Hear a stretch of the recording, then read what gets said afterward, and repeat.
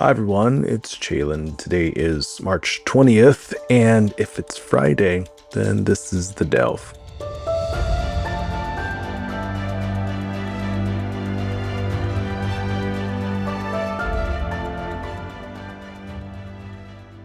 Quick question. When did you last pay for something on your phone? Not a bill, not Venmo. I mean an app, a game, a subscription, a thing you bought inside a thing you already bought. Think about the last time you did that. Now, here's what you didn't know was happening. In the millisecond between you tapping confirm and the little receipt hitting your email, before that developer in Toronto or Nairobi or Porto sees a single cent, Apple or Google quietly took 30% of your money. Not for making the thing you bought, not for designing it, not for supporting it, not for any creative work whatsoever, just for owning the door you walk through to buy it. Elon Musk threw a tantrum about this. Epic Games sued over it. The European Union fined Apple billions for it. And most of us still have no idea it's happening. Now, let me introduce you to a word. Rent.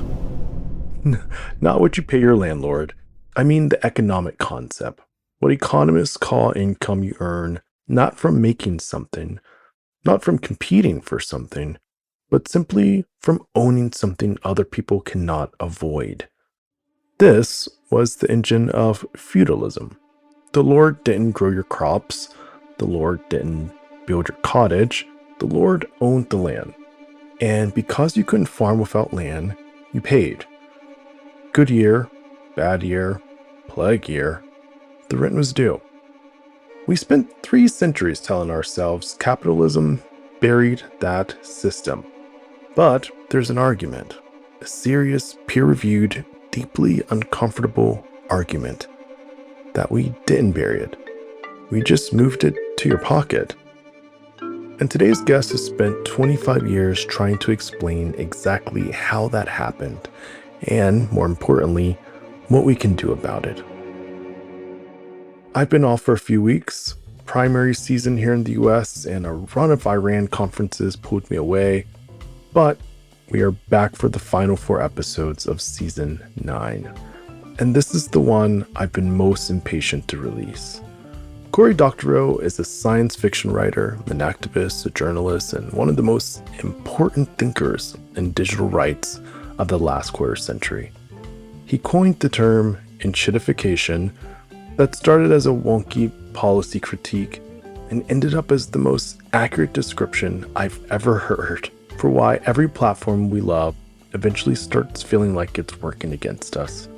We're going to talk about why that happens, why the laws meant to protect innovation are actually protecting rent collectors, and why Cory, after 25 years of this fight, is still somehow hopeful. I'm Chalin, and today we're talking about Techno-Feudalism. Let's delve.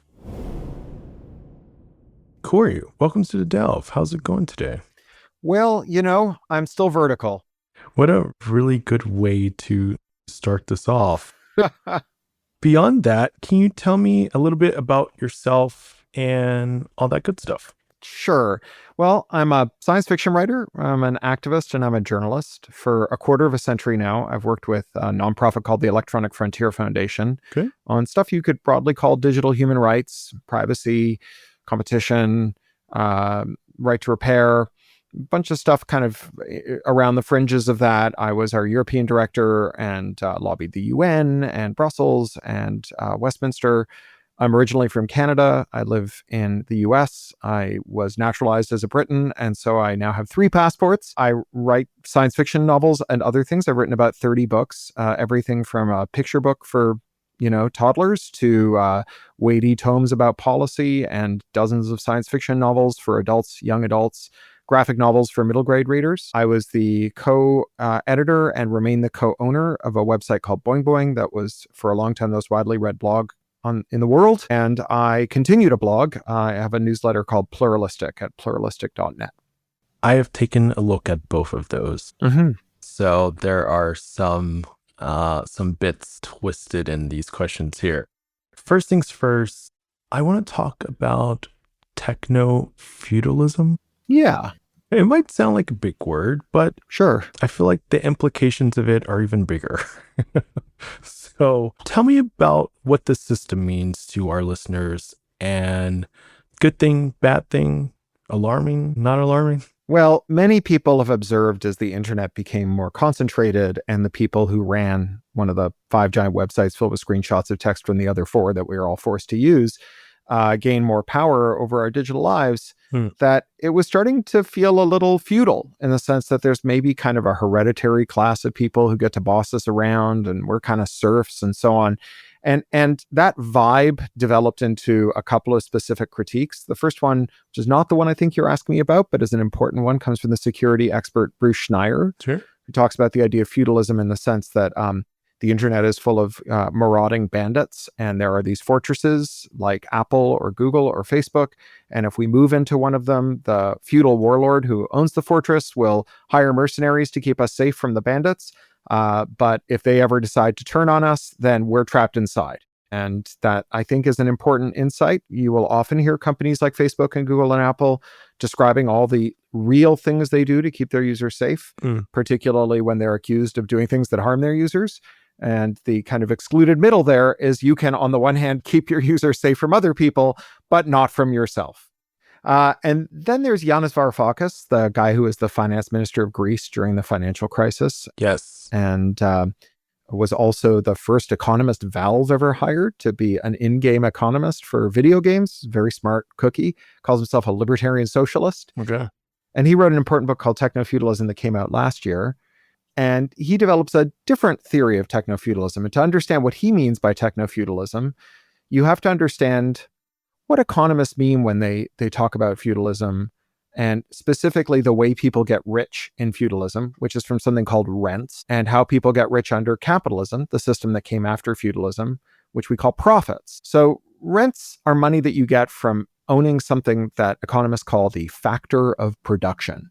So, for example, if you own a building in which someone has a successful coffee shop, you own the building, right? It's very hard to have a coffee shop without a building.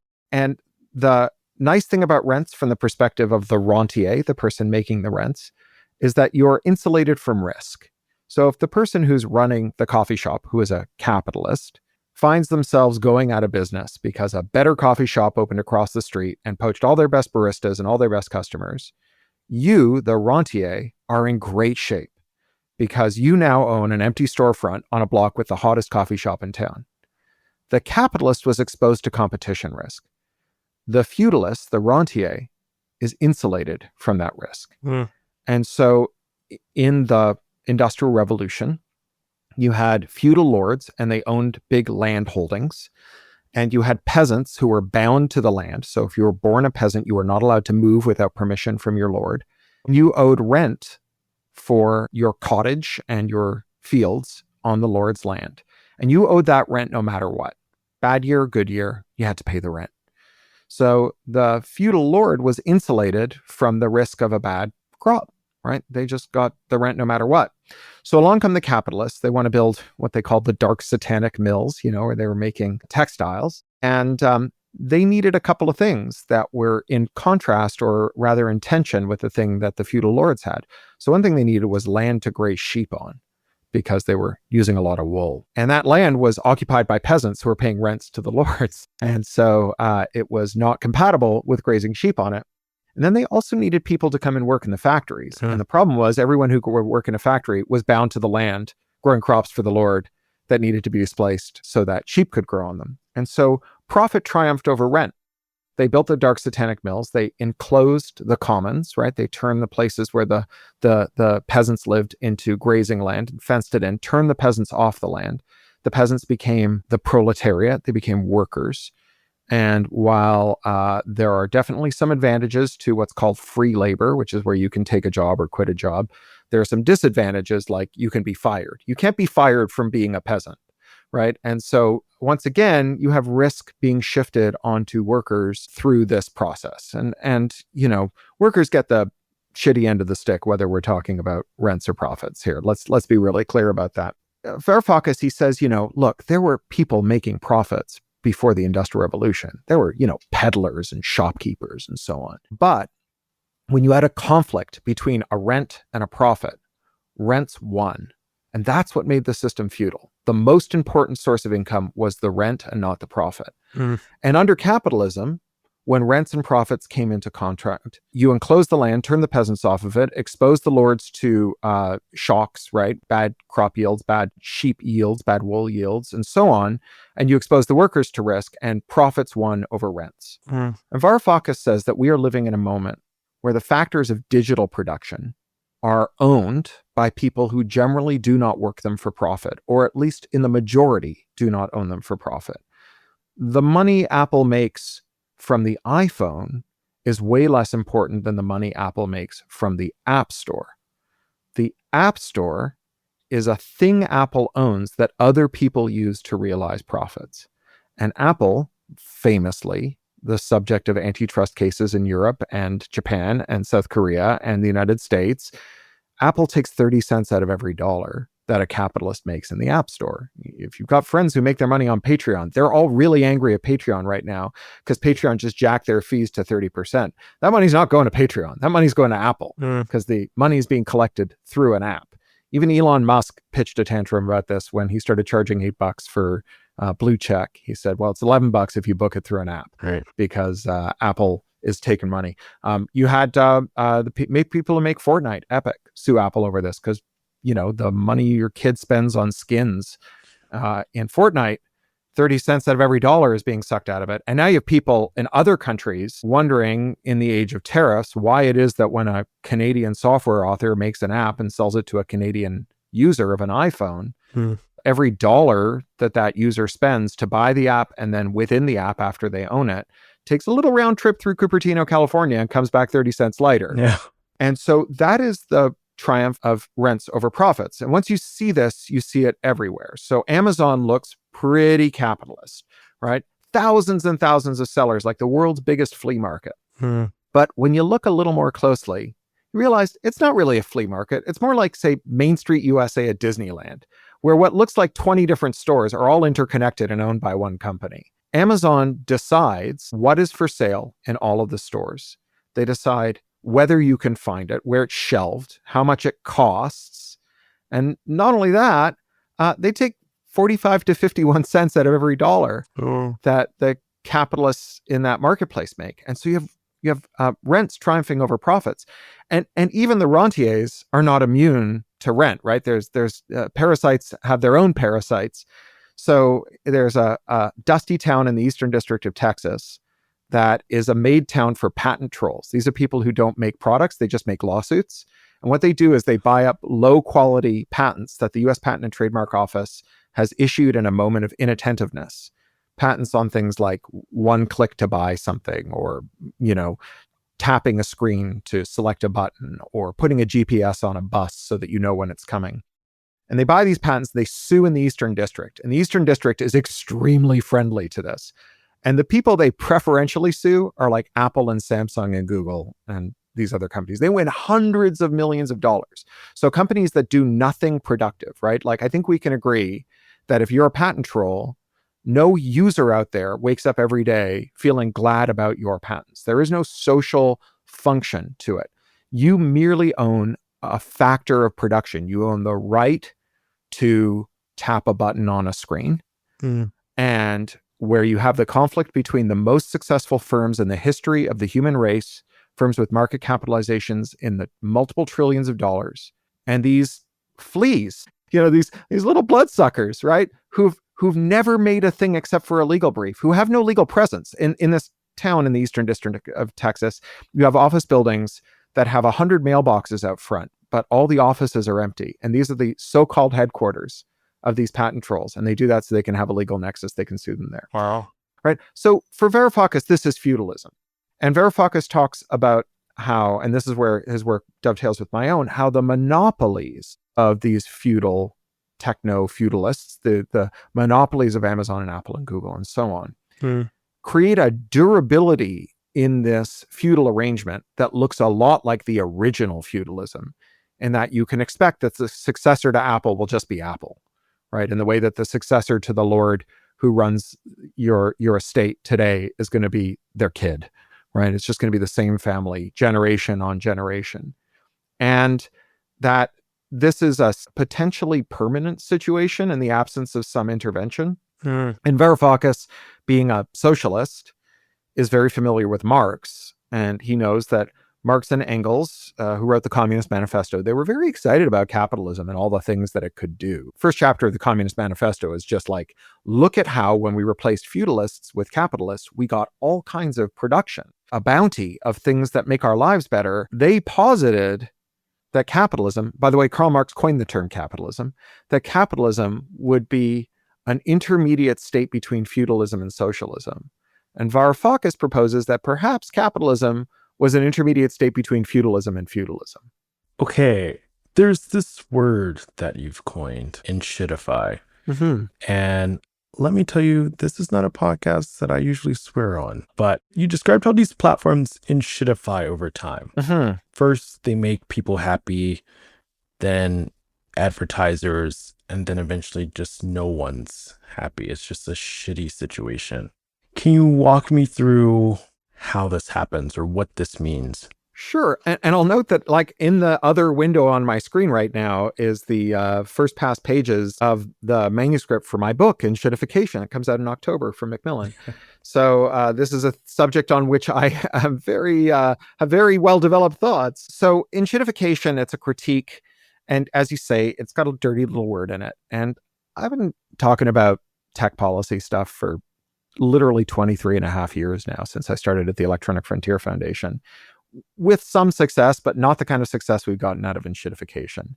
And I think that giving people a minor license to be a little rude is a very winning way to get people to engage with otherwise very difficult and abstract ideas. So if you're somewhere out there listening to this and wondering how you get normies to care about your weird specialist subject, try swearing. It's surprisingly effective. Academics love it. Politicians love it. The Irish tech regulator is like the most powerful tech regulator in Europe and maybe in the world at this point, now that the FTC has been neutered. He used it from the podium at a major policy speech and clearly enjoyed the heck out of it. So there you go. So enshittification describes a symptomology, and you gave a good thumbnail of it. You have platforms that are good to their end users, but find a way to lock them in. And once they're locked in and it knows they can't readily leave, it makes things worse for them in order to bring in business customers. Sometimes it's advertisers, sometimes publishers or platform sellers or drivers or whatever. And then it makes things worse for those business customers. And once those business customers are locked in, and eventually it has everyone so locked in that it can claw back all the value for itself and turn into a pile of shit. And yet we end up stuck to it for reasons that I developed in the critique about how the lock-in works, right? So, it's different based on what kind of platform we're talking about. If it's Uber, it's just that, the Saudi royal family gave SoftBank like $31 billion that they spent losing 41 cents on every dollar Uber brought in for 13 years until every rival taxi company went bust. And, most of the public transit and most of the medium and small cities and even some big ones had been effectively defunded or sidelined. And then you just didn't have any way to get around that wasn't Uber. And then they doubled the price of rides and halved what they paid to the drivers, right? If you've taken an Uber, you know what this is like, right? But there are other kinds of lock-in. If you're on Facebook, you're just locked in because you love your friends more than you hate Mark Zuckerberg. And as much as you love them, goddamn, you'll never agree on like when it's time to leave Facebook. You can't even agree on like what movie to see on Friday. And so you're just holding each other hostage. Yeah. It's different on different platforms. Google, is convicted of being a monopolist for spending effectively like 0.75 Twitters every year on bribes to like Samsung and Apple and Mozilla and anyone who might have a search box to make sure that it was a Google search box, which meant that even if you had a better search engine, no one would ever find it. And that's a different way of achieving lock-in. You have these different ways of locking people in. Once 90% of affluent American households had a Prime account, they had prepaid for their shipping a year in advance, which meant that most people who buy something who have disposable income buy it from Amazon, which means that sellers have to sell it on Amazon. There's just no way around it. And, Amazon not only raised the price of the service, 45 to 51% of every dollar, so that Amazon logistics costs Amazon nothing. If you buy a thing from Amazon, the cost of the delivery is fully subsidized by their platform sellers. But they also imposed on platform sellers a thing called most favored nation status, which means that Amazon has to be the lowest price they offer. They can't offer a lower price anywhere else. Oh, wow. Which means they can't make up that 45 to 51% by charging more on Amazon. If they raise the price on Amazon, they have to raise it at Walmart, Target, from their own store, and with mom and pops. And that's what we see. Amazon has made the price of everything more expensive throughout the entire economy. That's horrible. Yeah. So that was Ken Racine, the district attorney of DC. That was in his antitrust case against Amazon and in the FTC complaint under Biden against Amazon. So there's different ways of locking people in. But there are some questions about like how it works and why. So like, why is it happening now? And why is this distinct to tech? And the reason it's distinct to tech is just tech is so flexible. You can change the rules from moment to moment. You can't reprice everything in a hard goods store. But with tech, every time you interact with the platform and every user who interacts with the platform can get a different store. So for example, almost all nurse staffing for hospitals in the US now is done through one of three apps, CareRev, I forget the other two. Anyway, three giant apps. It used to be, dozens of staffing agencies. And these apps, when a nurse books a shift, the apps do a call out to a data brokerage to find out whether the nurse is carrying a lot of overdue credit card debt. And if they are, the nurse is offered a lower wage. Oh my God. Because if you owe a lot of money and you've got an overdue bill, you'll work for less money. You're more desperate. Yeah. Yeah. So that's not like a thing that, black-hearted coal bosses and old Tennessee Ernie Ford songs wouldn't have dreamed about. They just couldn't employ enough guys with green eye shades to change everyone's pay packet every day, right? It just wouldn't have penciled out. Automation makes this possible, right? So digitization, when things can be changed really easily, that is the handmaiden of enshittification. Digital tools are the system of pumps that move value around from end users to business customers, and then to the shareholders, and then back again as needed. And it's that flexibility that makes it work. But, then there's this question, why is it happening now? Because it's not your imagination. Digital services used to be good, right? We were on Facebook because it was fun to use. We bought iPhones because they were cool and great and magic. And Google search was mind-blowing when it came along. So why is Google just, AI slop, ads, and SEO spam now? Well, the short answer is there's no longer any consequences for enshittifying. That the things that used to impose consequences on firms that made things worse in order to make things better for themselves, those things went away. So 40 years ago, we started to draw down antitrust enforcement. Today, there's almost none to speak of, except for this 4-year blip during Biden. And that means that companies routinely buy their rivals. Mark Zuckerberg was on the stand yesterday as we record this, talking about why he bought Instagram. And basically admitted he bought Instagram because people liked it better than Facebook. And he just wanted to make sure that if you quit Facebook and went to Instagram, you'd still be a Facebook user, right? So they don't have to worry about competition. And a funny thing happens when a sector boils down to just, 4 or 5 companies when they all buy each other, is it gets really easy to capture your regulators. Kind of the flip side of that thing about why you can't leave Facebook, right? The collective action problem of getting all your friends to agree on what movie to see. Well, when there's a couple hundred companies in a sector, they can't agree on what they're going to tell a regulator. But when there's 5 of them, or 4 or 3 or 2 or 1, it's really easy for them to figure out what they're going to tell their regulator. They're all pals, right? They're not really competitors. And moreover, because they divide up the competitive landscape like the Pope dividing up the new world, they don't have to worry about what Peter Thiel calls wasteful competition, right? They have a lot of excess profits because they can rip you off, and they can use that money to buy the policy outcomes they want. And so this is why, for example, American privacy law hasn't been updated since 1988. The last consumer privacy law that went through Congress was called the Video Privacy Protection Act. It bans video store clerks from telling newspapers which VHS cassettes you have. My God. That is the last privacy threat Congress thought we needed to address, right? That's very expensively procured inaction. And it comes from the concentrated wealth and decision-making power of a small and powerful commercial surveillance industry. This episode of The Delve is produced on Chalin, the AI platform my team and I built to power shows just like this one. If you make a podcast and you're tired of juggling editing tools, noisy audio, and scattered files, Chalin brings everything into one place. It cleans up your sound, speeds up your edits, and helps your show run like a real studio operation. If you're a creator or producer, you can try it at chalinai.com. That's chalinai.com. The first thing I'm looking at my iPhone right here, right? And if I wanted to download any app or whatever, I have to go to the App Store. I can't go to the Cory App Store, the Chalin App Store. There's one App Store. Yeah. That sucks. Yeah, it does. And, like, if you remember, Lily Tomlin used to do these ads on Saturday Night Live where she'd pretend to be an AT&T operator and do ads for the Bell system. And they would end with, "We don't care. We don't have to. We're the phone company."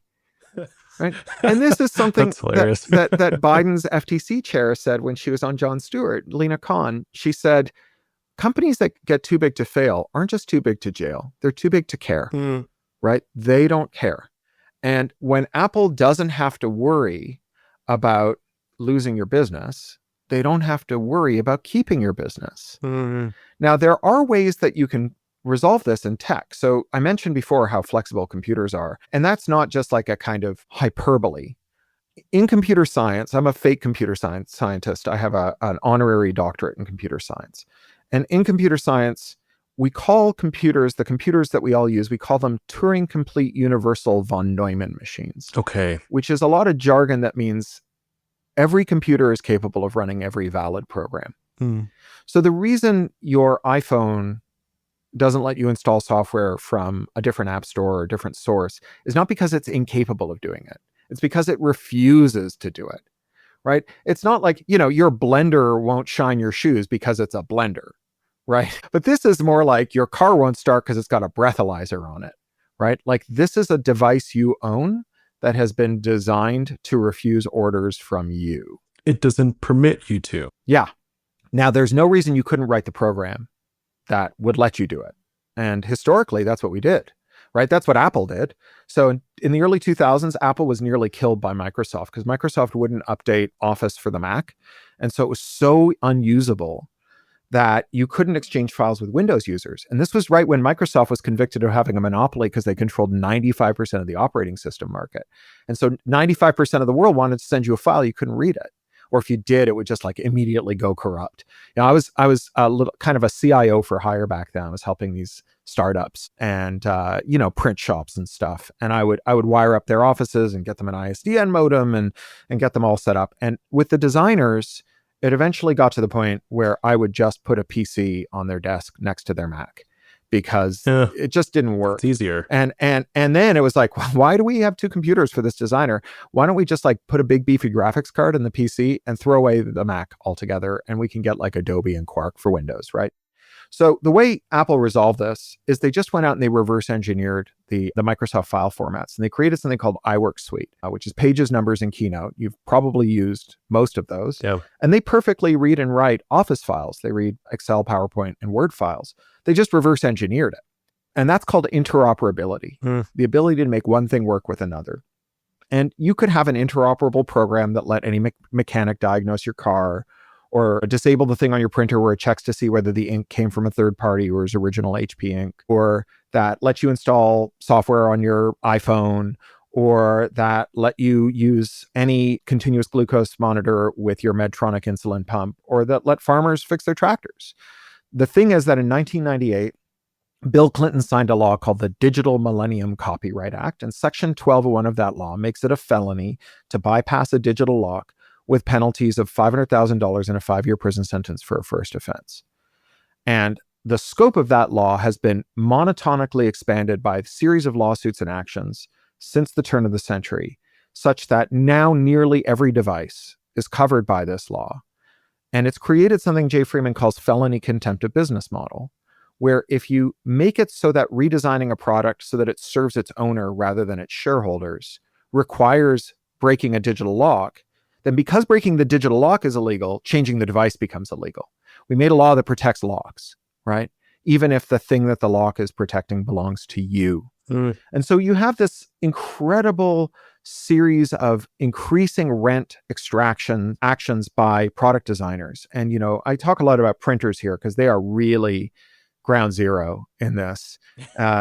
HP ink is now the most expensive fluid you can buy as a civilian without a special license. It costs more than $10,000 a gallon for the colored water you print your grocery list with. That is more than the semen of a Kentucky Derby winning stallion, right? And Cory, the only reason that is the case, the only reason someone isn't just selling you 90-cent colored water is because it's illegal to jailbreak the printer, so it will accept that printer ink.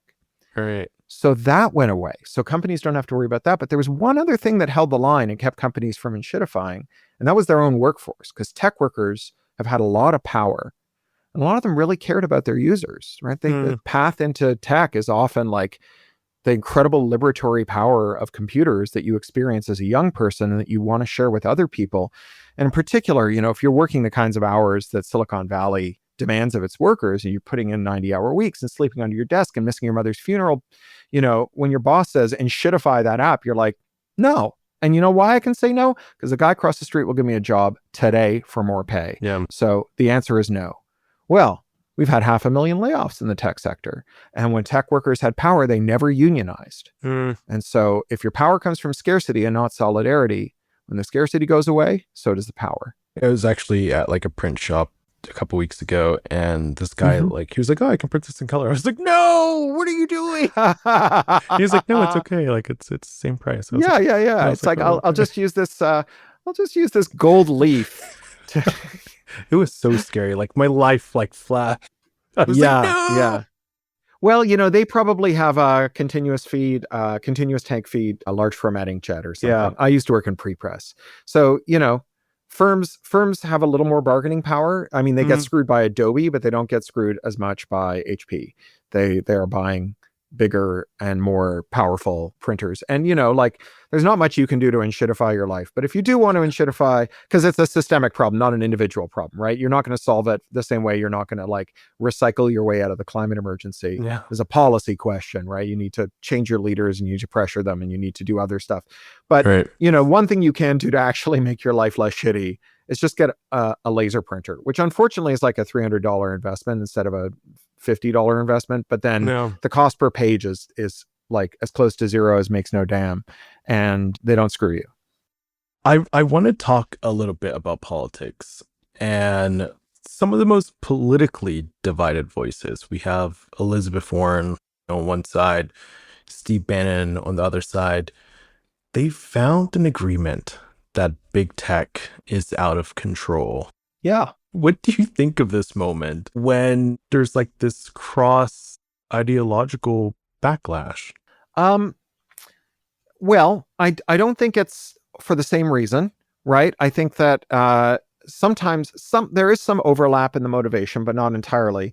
The wonderful Riley Quinn, who hosts a podcast called Trash Future. Love that name. Yeah, it's very good. It's very funny. He says most of the tech antitrust action coming out of the right could be resolved if tech companies just promised that they would start every board meeting from now on with a stolen likes acknowledgement, like a land acknowledgement, but just acknowledging that they stole the likes of the shadow banned right-wing culture warriors, and then they'd just be like, okay, it's fine, right? I think they have mixed motives for being opposed to it, and of course the right-wing coalition includes some people who are very interested in small businesses and in entrepreneurship. And, if you're in tech right now and you're a startup founder, your goal is to just build a fake company that produces a product that is not really intended for use. That's all just to demonstrate that you're a good tech worker. And then a tech company acqui-hires your company, shuts down its product. It's just like the world's least efficient recruiting system. And, your VC is actually a recruiter. And instead of getting a recruiting bonus, they sell their shares to the company. But it's just a complicated way to do it. And you sell your shares and that's your hiring bonus. But you're not really founding a company. And that's how tech works these days. It's not really made up of people starting companies or building products. It's people auditioning to work for one of the big 5 or big 6 tech companies. That's the goal. But then this kind of blends into the horseshoe theory, right? It isn't like the left or the right meeting the middle, then what is it? So horseshoe theory, I think, only makes sense if you don't pay attention, right? Take the New Deal, right? Yeah. So the New Deal was this moment in the 30s where and the 40s, where the America changed and human rights, dignity, and consideration were extended to a much larger pool of people than America had ever extended it to, with notable omissions. So less for all women, much less for women who weren't white, much less for men who weren't white, much less for indigenous people, much less for gay people, much less for other racialized people, and so on. And over the next 40 years, we had what we called the rights revolution, right? Where critics of the New Deal went into the streets and marched for gay rights and women's rights, Black liberation, Mexican liberation, and so on and so on. And they expanded the scope of the New Deal. And they were critics of the New Deal. They thought the New Deal was a bad deal because it didn't extend rights to everyone. At the same time, there's a group of people clustered around the Hoover Institute and later the Heritage Foundation and so on, who also hated the New Deal. Those people have just won an election, and they are dismantling all protections on the basis of gender, race, gender identity, disability, and so on, as well as workers' rights, as well as many of the other beneficial aspects of the rights revolution. And there is a horseshoe theory that says these guys were allies because they all hated the New Deal. But they didn't hate the New Deal for the same reason. Yeah. Right? Yeah, they're like, if you are, the smoothest brained, most superficial political analyst, you can think that these people are on the same side. And indeed, there might be a moment where they find themselves in coalition. This is the part where horseshoe theory actually has some merit. Is sometimes there are coalitions that emerge. For example, for 10 seconds there, Sean Fain was talking about the benefits of tariffs. He's the head of the UAW, the United Auto Workers, right? And he was speaking in favor of tariffs. Of course, he was speaking in favor of a very targeted, specific kind of tariff organized around an orderly transition to reshoring a lot more of the automotive sector. Yes. He was not talking about chaos, right? But for 10 seconds, he was in coalition with Trump, right? And there are people I've been in coalition with who are not my natural political allies in my work over the years. I used to have this funny experience when I moved to the UK. I helped found a group called the Open Rights Group. It's a little like the Electronic Frontier Foundation, does digital rights in the UK. And we would put out calls for people to call their members of the European Parliament over bad tech policy coming out of the European Parliament. And I would call my MEP, and he was a UKIP guy. Oh, fun. So these are the UK Independence Party. These are the Brexiteers. Right? And I called my MEP and I'd say, there is a vote coming up in the European Parliament, and I want you to vote no. And he would say, mate, I vote no on everything. I hate the European Parliament. So if, yeah, eventually you guys kind of ally. Yeah. So I was on the same side as this one guy in these brief instants, right? But there is the fact that sometimes there are political coalitions to be found. There's a bill called the America Act that was introduced a couple of times. God knows if it'll be introduced in this session, that would break up ad tech and force Google and Facebook to divest of some of their ad tech holdings. Because Google and Facebook, they have this weird arrangement, terrible arrangement, where they represent sellers and buyers. They own the marketplace and they also compete in the marketplace. They're both sellers and buyers. And then they walk away with 51% of every ad dollar made. And it's like, how did that happen? It's like if you and your spouse went to get a divorce and you showed up at the courtroom, you realize you both had the same lawyer who was also the judge who was trying to match with both of you on Tinder. And then they gavelled down at the end of the day and said, okay, I figured out who gets the house. It's me. Right. So, the two co-sponsors of this bill, the America Act, are Elizabeth Warren and Ted Cruz. So, that is a interesting political allegiance. Yeah, I'm actually scared to take sips of water during this interview because I don't know if I'm going to have to spit it out. You are pretty funny. I want to talk about the overlords. We have Mark Zuckerberg, Elon Musk, Jeff Bezos. We had a production meeting about this. And I was like, what do these guys want? That's not a serious question, but it's like, what do they want? Do they want to control the world? Are they trying to take us to some type of utopia? They have unlimited money. What is the end game? At a point, you have to go into politics. You have to become the president to start really kind of changing the world into your image. What do they want? Well, I don't know if I can psychoanalyze them. I am a materialist for my sins. And I think that it's much more interesting to ask what they get than what they want. And so, there's a funny thing that happens with what they call a growth stock, right? A stock with a high price to earnings ratio, which is to say that if they're making X dollars a year, they're worth, say, 20X that when you add up all their outstanding shares. Those stocks represent a bet that the company's going to get bigger, right? The reason that Amazon trades at a much higher P to E than Target is there's a bet that Amazon still has a lot of growth in it, whereas Target's basically Target, right? I mean, they might eke out some marginal gains in their logistics chain, or they might they might have a hot product one year, or like find a better place to open some stores, but Target's just going to be Target for the rest of time. And the thing is, if you have a growth stock, people will accept your shares in lieu of cash for things like wages. So if you're Amazon and you're competing with Target to hire someone who's really good at logistics, Amazon can offer to pay that person a ton of money, but instead of giving them cash, perfectly cromulent dollars that they get by convincing you and me to part with money, they can just go to a spreadsheet, type in some zeros and make some more shares and pay that person in shares, right? And if they want to buy a company, so say there's an amazing logistics company that Amazon and Target are bidding against each other for, the shareholders of that company will accept Amazon's stock in exchange for the firm instead of cash, which Target has to get by trying to convince people to still shop there after they've taken all their rainbow flag merchandise off the shelves, which is a hard thing for them to do.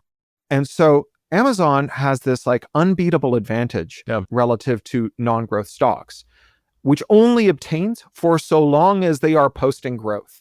Because here's the thing, if you are invested in a stock that has an extremely high P to E ratio, eventually the value of that stock is going to, or the growth of that stock is going to peter out, right? Nothing can grow forever. There's a law in finance, Stein's law. Anything that can't go on forever eventually stops, right? So the growth is going to stop someday. And when the music stops, if you're holding your shares, the value is going to correct to the same P to E ratio as Target's. And if that's, say, a fifth of the current P to E ratio, 80% of your holdings are going to be wiped off the book overnight, which means that everyone holding a growth stock is sitting there with one finger poised over the sell button. And the instant there is any bobble in the growth, everybody slams their fist down on that sell button. So Facebook, you'll recall, in 2022, had its first quarterly shareholder call. And they said, now, we projected such and such growth in our US market. US consumers are the best consumers for Amazon because America is the only country in the world with a large, rich population that has no privacy protections. And so if you're Facebook or Amazon or Apple or Google or whatever, and Apple claims they don't spy on you. They make money spying on you too. They have a ad targeting network. The privacy. Yeah. They blocked Facebook from spying on you, and then they turned on their own surveillance, and they have an ad targeting network. And they make a lot of money on it. So if you're a company that makes money spying on people, advertisers want to buy ads for rich people. So where are you going to find a lot of rich people that you can legally spy on? Only in America. So, Facebook says we posted less growth in America than we projected last quarter. And there was a 24-hour, $250 billion sell-off of Facebook shares, right? This is why Facebook has all these gimmicks. This is why all these companies have gimmicks like AI or metaverse. Mark Zuckerberg comes down off his dais one day and says, friends, hearken to me. I've had a prophecy.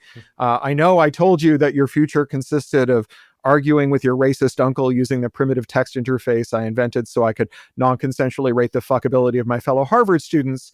However, it turns out that the future really lies in my converting you and everyone you love into a legless, sexless, low-polygon, heavily surveilled cartoon character who will be forced to live out your days in a virtual world called the metaverse that I stole from a 25-year-old satirical cyberpunk novel. And the reason for this gimmick is to convince investors that there's still growth. Yeah, okay. Right? That there's another territory to be conquered that justifies the high P to E. All of those companies' power comes from the high P to E. How does Elon Musk borrow enough money to buy Twitter and the presidency? He's got shares that are worth a shocking amount of money because they're shares in a company with one of the highest P to Es ever seen in market history, right? And so if there is a correction in that, Elon Musk's power evaporates. And the reason these companies are so invested in finding recurring revenue streams, in dominating their markets, in ripping off their suppliers and ripping off their customers and so on, these large firms, I'm not talking about the people ripping off nurses, they're just greedy, right? But the people running these gigantic firms, their power is derived from the perception of growth opportunity. That perception of growth opportunity requires the relentless quest for new ways to either innovate, which is hard, trick people, which is somewhat easier, or rip you off, which is much easier. I want to switch gears for a second because you're also a science fiction writer, and it's not every day that I get to speak with a science fiction writer. It's not any day. This is the first day that well, that you know of. There might have been in the closet. Maybe they were, but if we don't intervene, if these overlords aren't stopped, what does the dystopian version of this look like, say, in 10 years? Well, okay, here's the thing. I'm both a science fiction writer and an activist. And the thing about science fiction writers is we are not prophets. We have no more insight into what the future holds than you do, because science fiction writers are using futuristic parables to talk about the present.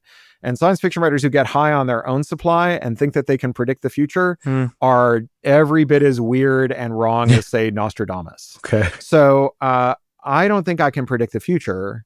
But at the same time, I'm an activist, which means that I do think we can change the future. Okay. I mean, after all, if the future is predictable, then it's like coming at us on rails, right? We're just like prisoners of history, which means that there's no reason to get out of bed. That's why I'm not an optimist or a pessimist, because those are both just fatalism. Okay. You know, it's just the idea that human action doesn't matter. Things will get better. Human action doesn't matter. Things will get worse. Human action doesn't matter. Hope is where it's at. Hope is the idea that if you take some affirmative step to improve your circumstances, if you go up the gradient towards the high watermark that you're seeking, the better world you're chasing, that as you attain that new vantage point, you may spy new paths up the gradient that were occluded when you were further down the gradient, when you were down further away from your goal. And so long as I can find a step we can take that will make things better, then I'm okay. I mean, it doesn't mean I'm not freaked out and worried and sad, but I know what I need to do. Sure. And, you know, I look at what's happening with Trump, and that law, Section 1201 of the Digital Millennium Copyright Act, that makes it illegal to reverse engineer things and improve them and jailbreak them and so on. Every country in the world adopted a version of that law, and they did so because the U.S. Trade Representative said it was the only way they could have free trade with the U.S. Well, here we are, right? Free trade with the U.S. is off the books. And we have countries that are thinking about retaliatory tariffs, right? That's the thing that all three candidates are running on in Canada during the federal election right now. And Canada, in the 40 years of neoliberalism, they basically changed the way they operate. So now mostly Canada exports raw materials to the US and imports finished goods back from the US made out of those raw materials. So a 25% tariff on American imported goods just makes everything 25% more expensive. Paying more for American goods is a very weird way to punish Americans. It's like punching yourself in the face so hard you hope your downstairs neighbor says ouch, right? But what if Canada were to rescind its version of DMCA 1201, the bill called C11? It's passed in 2012 by these two ministers, James Moore and Tony Clement. Okay. What if they were to reverse that? So you could stand up a Canadian app store. You could make a tool in Canada that would allow Canadian mechanics to fix any car. Are these things being talked about? Yeah. I'm writing op-eds for major newspapers about it. I'm talking to candidates about it. Yeah. This is my first time hearing about this. Yeah. But it seems really, really interesting. And, you know, what if instead of just getting angry at Elon Musk about the Nazi salutes, we made it legal to jailbreak Teslas so that all the recurring sources of revenue from software upgrades and subscriptions became a thing that any mechanic could unlock for one price, along with updates and mods that were produced domestically that were useful in domestic contexts. And so you could wipe out that high P to E ratio. You could have a margin call for Elon Musk. You could really like kick him in the dongle. No. Right. And, you know, we get quite shirty, and rightly so, about the arrogance of tech bros. And we want to roll back all of the ethos of tech. But move fast and break things is not bad depending on whose things you're breaking. Right. If it's billionaires' things, right? If you're moving fast and breaking kings, that's fine. And I look at the world around us today and I'm like, we are closer to repealing these laws that I've been trying to get repealed for 25 years than we've ever been. I'm kind of into it. Yeah. So Milton Friedman was this right-wing economist who was kind of court sorcerer to Reagan and Thatcher and a bunch of other neoliberal types. And people would ask him, how are you going to make other people listen to your ideas? Because he wanted to roll back the New Deal. He wanted to turn us into, forelock-tugging plebs who knew our place. And he would say, well, in times of crisis, ideas move from the periphery to the center. Our job is to keep good ideas lying around and not let a crisis go to waste. And when the oil crisis hit, they changed the world. I mean, for the worse, but they changed it. They had a terrible political idea, but a great theory of change. And we don't have an oil crisis, but we have Trump, right? And, if Steve Bannon can be a right-wing Leninist, I can be a left-wing Milton Friedmanite and not let this crisis go to waste. I love it. Mm-hmm. But we're at the 50-minute point, and I want to be respectful of your time. I've got another call starting in 5 minutes, just so you know. Oh, goodness. Okay. Well, this is a speed round. Okay. So it'll be as fast as you allow it to be. Let's do it. Okay. Have aliens been here before? Maybe, but probably only in microbe form. Okay. If they come back, should they take Bezos or Zuckerberg first? God. I guess Bezos. No, maybe Zuck.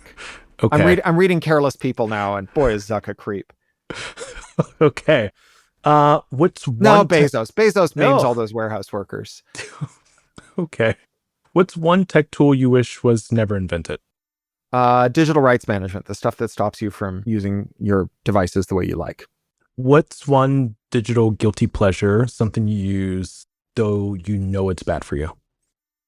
Oh, that I know is bad for me. I mean, I have all the streaming services and they're all like locked up with digital rights management and do terrible things to my devices and stuff. So I guess streaming media.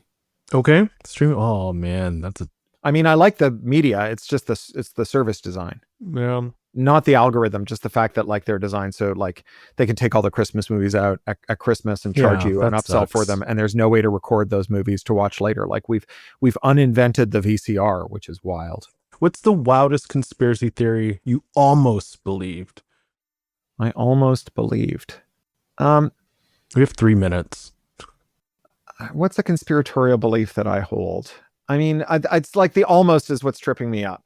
I mean, I think that, so I think broadly speaking, that people in the C-suites of large firms are in the same sector are all pals, even though they pretend to be competitors. I think they poach each other. I think, if there's like 3 companies in a sector, the only way to rise to the executive row is to like job hop from one to another. And that means that you've got like friends at all of them, and you're like, godparents to each other's kids, and maybe you're married to people, your exes, or you're executors of each other's estate. You play in the same game. Maybe you hunt humans together. Tim Cook and let's just get to the next question because I can't. Okay. Which platform gets deplatformed next? Like which one will collapse next? I think it's probably Twitter. If you could give the average internet user one new habit, what would it be? Installing an ad blocker. Okay. I'm into that. And finally, what makes you hopeful? I am hopeful because Trump is convincing the rest of the world not to let America call the shots. Thank you for coming on to the Dell. Thank you. This was really fun. This is actually one of the more fun episodes I've recorded in a long time. And I'm so sorry to everyone else. That's Many thanks to Cory Doctorow for joining us on The Delve. If this conversation made you feel like something has been quietly picked from your pocket for years, good. That means it worked. And if you want to go deeper, Cory's newsletter is at pluralistic.net. His book, Enshittification, is out now. As always, if this episode made you think, leave us a 5-star rating, hit follow or subscribe, and send this one to someone who complains about all of those extra charges, but hasn't quite connected the dots yet. We have 3 more episodes left in season 9, and I promise you they're worth staying for. I'm Chalin. This is The Delve. See you next Friday. The Delve is produced on Chalin, the AI platform we built for podcasters. You can learn more at chalinai.com.